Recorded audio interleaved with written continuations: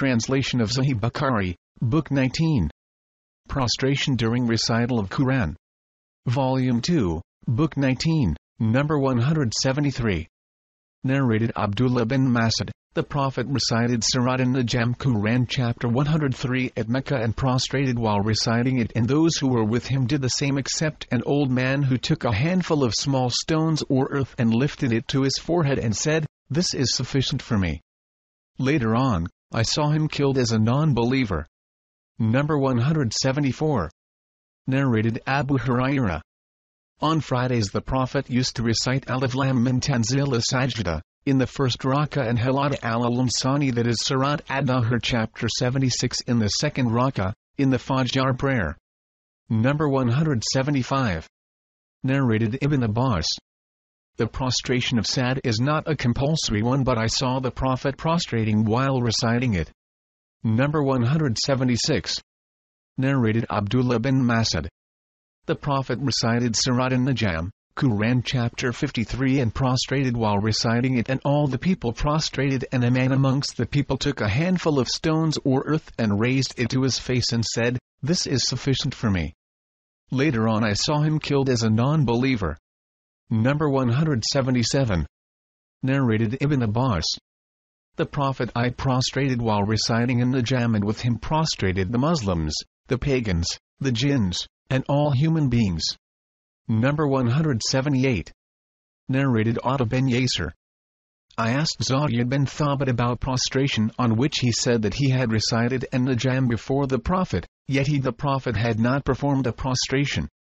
Number 179. Narrated Zayd bin Thabit. I recited an-Najm before the Prophet, yet he did not perform a prostration. Number 180. Narrated Abu Salma. I saw Abu Hurairah reciting at Hasama un-Shakkat, and he prostrated during its recitation. I asked Abu Hurairah, "Didn't I see you prostrating?" Abu Hurairah said, "Had I not seen the Prophet prostrating, I would not have prostrated." Number 181. Narrated Ibn Umar. When the Prophet recited a surah that contained the prostration, he would prostrate, and we would do the same, and some of us, because of the heavy rush, could not find a place for prostration.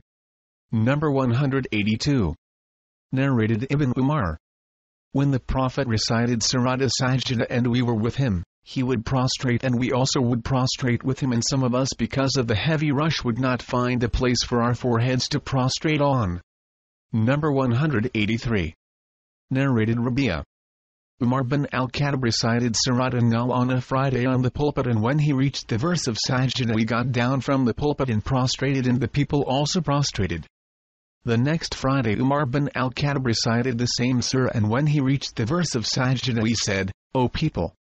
When we recite the verses of Sajda during the sermon, whoever prostrates does the right thing, yet it is no sin for the one who does not prostrate." And Umar did not prostrate that day. Added Ibn Umar, Allah has not made the prostration of recitation compulsory, but if we wish we can do it. Number 184. Narrated Abu Rafi. I offered the Isha prayer behind Abu Hurairah, and he recited it Hasama un-Shakkat, and prostrated. I said, "What is this?"